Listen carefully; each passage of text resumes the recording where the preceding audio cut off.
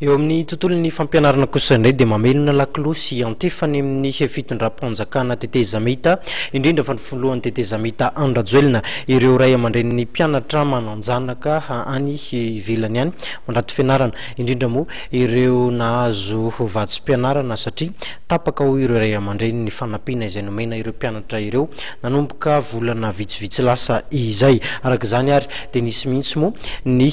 fivirina izay nataon'izy ireo fotoana ihany koa nahafahan'izy ireo nitondra ny fomba fijery nitondra ny etaeta manoloana izay tranga izay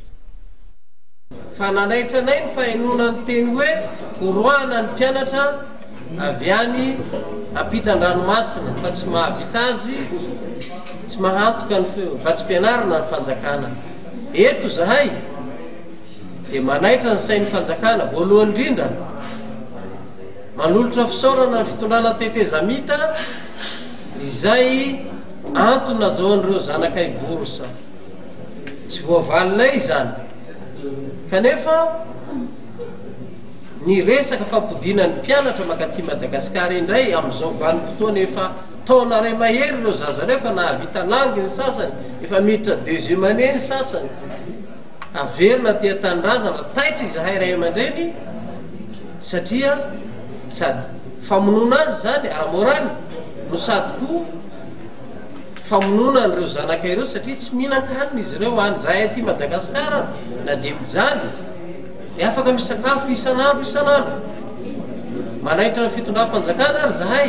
mba tsy hiditra amin'izany fanapahan-kevitra extrême izany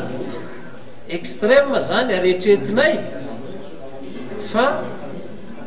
tsy décision d'un homme d'état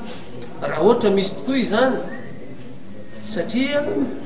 ny homme d'état dia tsy renier ny décision zay efa nyraisiny ny fanapahan-kevitra zay efa nataony efa droit acquis-n'ireo zazareo